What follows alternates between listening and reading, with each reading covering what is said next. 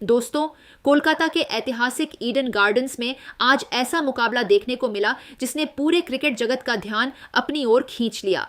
संजू सैमसन की विस्फोटक बल्लेबाजी और भारतीय गेंदबाजों के सटीक प्रदर्शन ने वेस्टइंडीज को पूरी तरह बैकफुट पर धकेल दिया। चौकों छक्कों की बरसात और डेथ ओवर्स में धारदार गेंदबाजी के दम पर टीम इंडिया ने शानदार अंदाज में सेमीफाइनल का टिकट पक्का कर लिया। भारत की इस धमाकेदार जीत की गूंज सरहद पार भी सुनाई दी। पाकिस्तान के स्टार खिलाड़ी बाबर आजम से लेकर साहिबजादा फरहान, सलमान अली आगा, शाहीन अफरीदी और हारिस रऊफ तक सभी भारतीय टीम के इस प्रचंड रूप को देखकर हैरान रह गए। खासकर संजू सैमसन की तबाड़तोड़ पारी और जसप्रीत बुमराह की घातक गेंदबाजी पर इन दिग्गजों ने चौंकाने वाले बयान दिए, जिनकी चर्चा अब हर तरफ हो रही है। आखिर इन खिलाड़ियों ने टीम इंडिया को लेकर क्या कहा, किस बयान ने सबसे ज्यादा सुर्खियां बटोरी? दोस्तों, इन सभी चौंकाने वाले बयानों का पूरा सच हम आपको इसी वीडियो में बताने वाले हैं। दोस्तों, कोलकाता के ईडन गार्डन मैदान में आज भारत बनाम वेस्टइंडीज के बीच सुपर 8 का निर्णायक मुकाबला खेला जा रहा है। इस बड़े मैच में कप्तान सूर्य कुमार यादव ने टॉस जीतकर पहले गेंदबाजी करने का फैसला किया। शुरुआत में भारतीय गेंदबाजों ने सधी हुई लाइन लेंथ रखी, लेकिन वेस्टइंडीज के ओपनरों ने संयम और आक्रामकता का बेहतरीन मिश्रण दिखाया। शाई होप और रोस्टन चेज ने पावर प्ले में टीम को मजबूत शुरुआत दी। पहले 6 ओवरों में 45 रन बने और भारतीय गेंदबाजों को कोई बड़ी सफलता नहीं मिली। होप ने 33 गेंदों पर 32 रन बनाए, जिसमें 3 चौके और 1 छक्का शामिल था। वह ज्यादा जोखिम नहीं ले रहे थे, बल्कि स्ट्राइक रोटेट करते हुए चेज को आक्रामक खेलने का मौका दे रहे थे। दूसरी ओर रोस्टन चेज ने सिर्फ 25 गेंदों में 40 रन ठोक दिए। उन्होंने 5 चौके और 1 छक्का जड़कर रणगति को तेज रखा। 8.5 ओवर में वरुण चक्रवर्ती ने शाई होप को आउट कर भारत को पहली सफलता दिलाई। इसके बाद शिमरॉन हेटमायर क्रीज पर आए और आते ही मैच का टेम्पो बदल दिया। उन्होंने मात्र 12 गेंदों में 27 रन बनाए, जिसमें 2 छक्के और 1 चौका शामिल था। हालांकि जसप्रीत बुमराह ने उन्हें 11.3 ओवर में आउट कर भारत को राहत दी। उसी ओवर में रोस्टन चेज भी बुमराह का शिकार बने और वेस्टइंडीज का स्कोर 3 विकेट के नुकसान पर 103 रन हो गया। मिडिल ओवरों में शेरफेन रदरफोर्ड ने 9 गेंदों पर 14 रन बनाए, लेकिन हार्दिक पांड्या ने उन्हें पवेलियन भेज दिया। 14.1 ओवर तक वेस्टइंडीज का स्कोर 4 विकेट के नुकसान पर 119 रन था और लग रहा था कि भारतीय टीम वापसी कर चुकी है। लेकिन आखिरी 6 ओवरों में मैच फिर पलटा। रोवमैन पॉवेल और जेसन होल्डर ने आक्रामक साझेदारी की। पॉवेल ने 19 गेंदों में नाबाद 34 रन बनाए, जिसमें 3 चौके और 2 छक्के शामिल थे। वहीं जेसन होल्डर ने 22 गेंदों पर नाबाद 37 रन ठोक दिए, 2 चौके और 3 छक्कों के साथ। दोनों के बीच 76 रनों की अहम साझेदारी हुई, जिसने वेस्टइंडीज को मजबूत स्कोर तक पहुंचाया। भारतीय गेंदबाजों में जसप्रीत बुमराह सबसे सफल रहे। उन्होंने 4 ओवर में 36 रन देकर 2 विकेट लिए। वरुण चक्रवर्ती और हार्दिक पांड्या को भी एक सफलता मिली। हालांकि डेथ ओवरों में भारतीय गेंदबाज रन रोकने में पूरी तरह सफल नहीं रहे। 20 ओवर के बाद वेस्टइंडीज ने 4 विकेट खोकर 195 का मजबूत स्कोर खड़ा कर दिया। अब भारत के सामने सेमीफाइनल में पहुंचने के लिए 196 रनों की चुनौती है और मुकाबला पूरी तरह रोमांचक मोड़ पर पहुंच चुका है।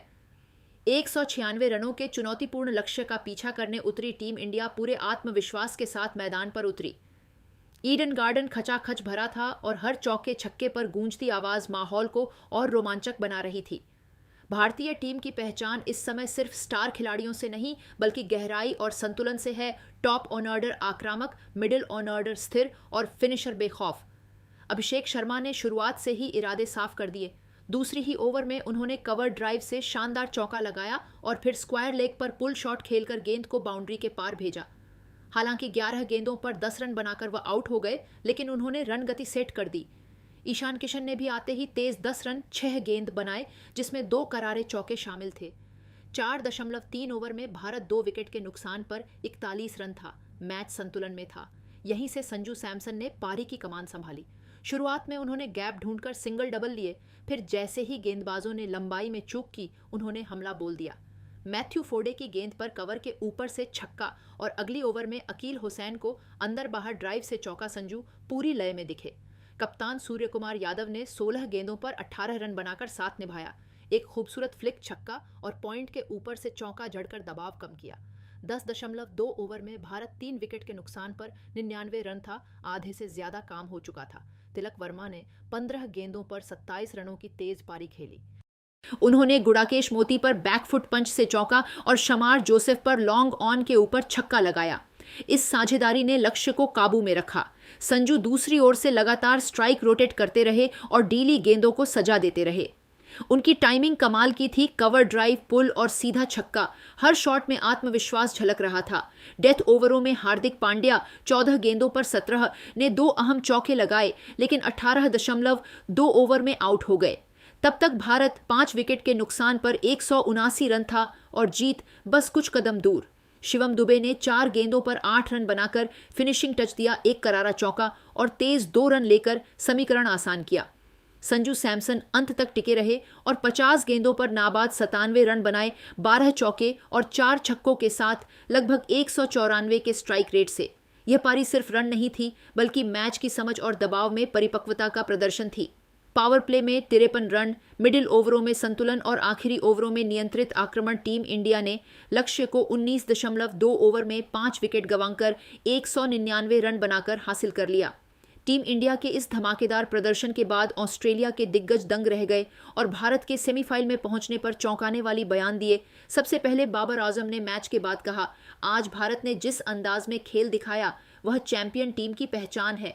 195 का लक्ष्य छोटा नहीं था और एक समय लगा कि वेस्टइंडीज ने मैच अपने कंट्रोल में कर लिया है, लेकिन Sanju Samson, what a knock!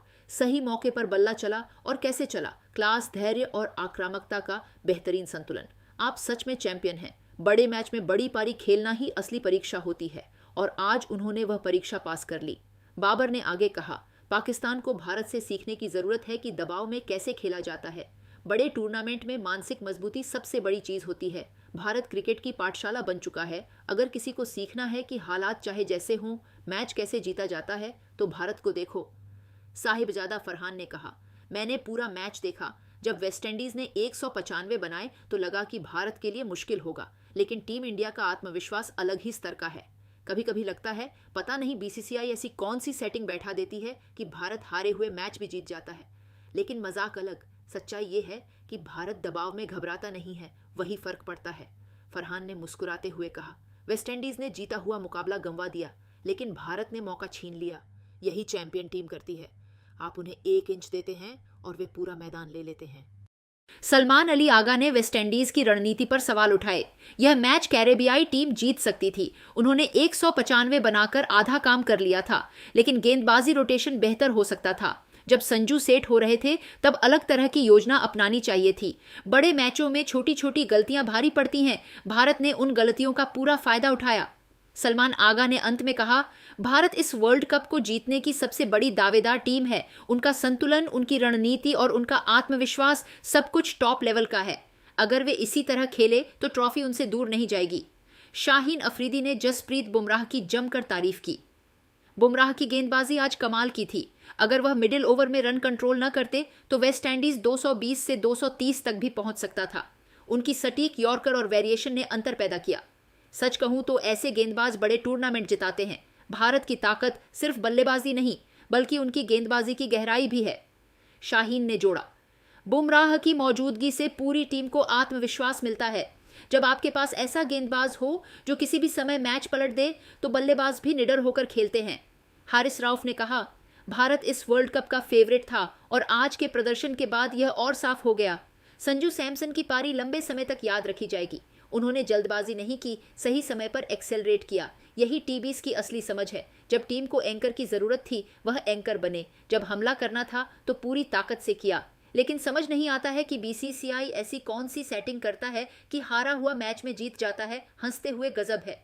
चारों पाकिस्तानी सितारों की बातों में एक बात साफ थी, भारत ने सिर्फ सेमीफाइनल में जगह नहीं बनाई बल्कि अपने इरादे भी जाहिर कर दिए हैं। संजू सैमसन की तबाड़तोड़ और समझदारी भरी बल्लेबाजी, जसप्रीत बुमराह की शानदार गेंदबाजी और टीम की मानसिक मजबूती ने यह साबित कर दिया है कि टीम इंडिया इस टूर्नामेंट की सबसे खतरनाक और संतुलित टीम है।